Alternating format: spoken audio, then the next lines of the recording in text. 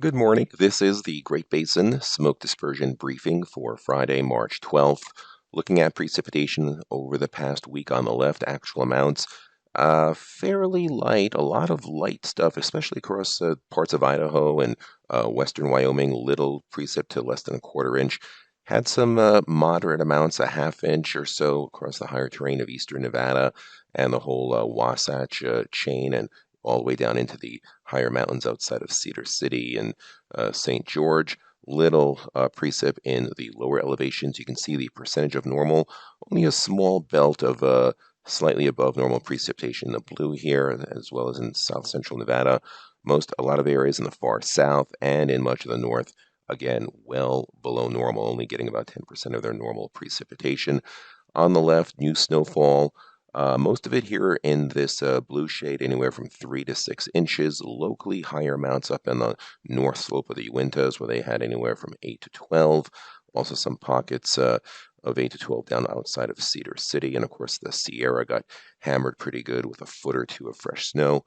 However, still with that snowfall, snowpack itself remains about 65 to 75% of normal across much of Utah and eastern Nevada, getting towards normal, of course, parts of central Nevada, but the Sierra front also down into the 60 to 70% of normal, as well as parts of eastern Idaho. So no real heavy snowpack anywhere, but just mostly 20 or 30% below normal and hurting really down south across the Mogollon Rim in Arizona. So it looks like an early start to fire season across the higher terrain of Arizona and probably into southern and central Utah as well.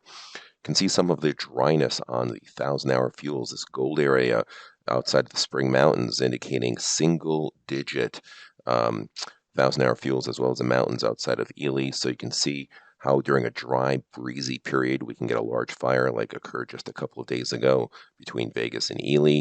And that dryness actually extends up into southern Idaho before it wettens up quite a bit further westwards in Nevada. The overall drought, again, indicative of what we're dealing with here. Exceptional drought in this area of dark red covers just about the whole southern half of Nevada and much of Utah. It moderated a little bit as we head into the dry season.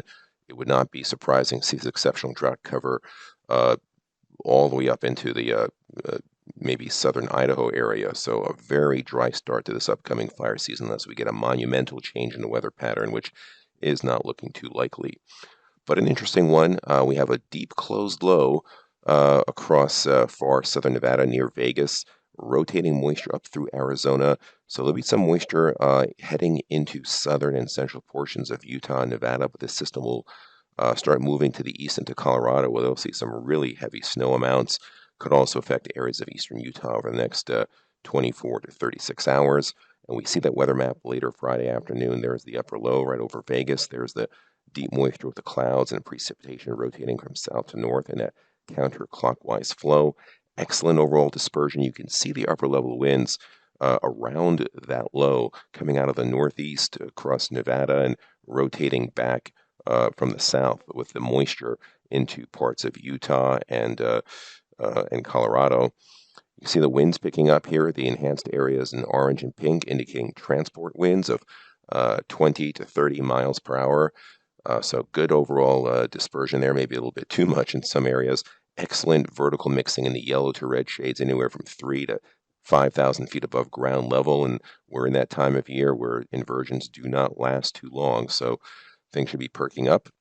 Now, Saturday afternoon, that upper low almost directly over the Four Corners. Lots of moisture, most of it shifting now into parts of New Mexico and Colorado and Wyoming, but still lingering across the Uintas and maybe into the far northern Wasatch around that low.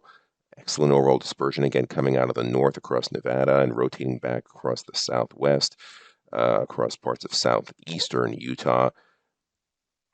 Transport winds, you can see them over here, the strongest winds, again, well over 30 to 40 miles per hour in that pink shade across Ely and so forth. Have to watch out with the dryness there. Again, they could dry out quite rapidly, hopefully not lead to another brush fire. We're in that period now where fine fuels are dormant, have not started to green up yet. That's a lot of times the component for these March fires.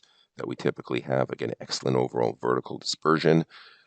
On Sunday, that upper low is now a Colorado low over eastern Colorado. The moisture just over far eastern Utah and into parts of maybe our western Wyoming areas. Otherwise, drier air pushing in. You can see the high pressure ridge now building across Nevada and into Idaho. It's going to bring some warming and drying ahead of the next trough that moves into the Pacific Northwest.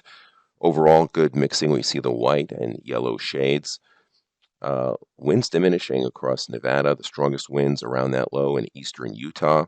Excellent vertical dispersion.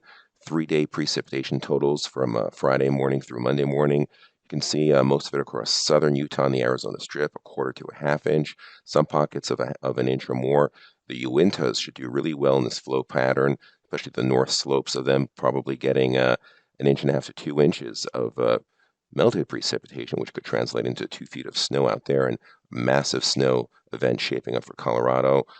Dry across most of the rest of the Great Basin, central and northern Nevada on northwards. On Monday, low pressure moves into the Tahoe area. You can see the area in green here. There'll be some light to moderate precipitation. Winds picking up out of the south here. Excellent overall dispersion, almost the entire area in the white. That low quickly tracks across the Great Basin, most of the moisture now into Utah. Again, it's a fast-moving system, not a lot of precipitation expected. High pressure ridge starting to build in across California. That high, kind of a weak high pressure builds in on Wednesday. There'll be some moisture and cloud cover to the far north, but nothing substantial. And Thursday, still under a broad high pressure ridge. We'll be watching another low pressure system dropping down out of the Gulf of Alaska. Models differ on how far south this will come through. There should be a band of moisture across northern California. Could eventually get into northwestern Nevada. We'll see how far south this low drops, but again, good wind transport pattern. No big stationary high over us in the next 7 days. Precipitation accumulation from Monday evening through Wednesday evening. That next storm system, you see mostly a tenth or a quarter inch of precipitation, probably equating to about 2 to 4 inches of snow across the higher terrain, maybe some locally higher amounts, with more of a rain shower event down by the valley floors. The 8 to 14-day outlook. This takes us from and actually, this is March 19th through the 25th. You can see much warmer than normal conditions and much drier than normal conditions. Dryness, especially across the southern half of the Great Basin. So again, the worries continue for our southern areas as we start getting into the spring season. This concludes our briefing. Next one this coming Monday. Have a great weekend.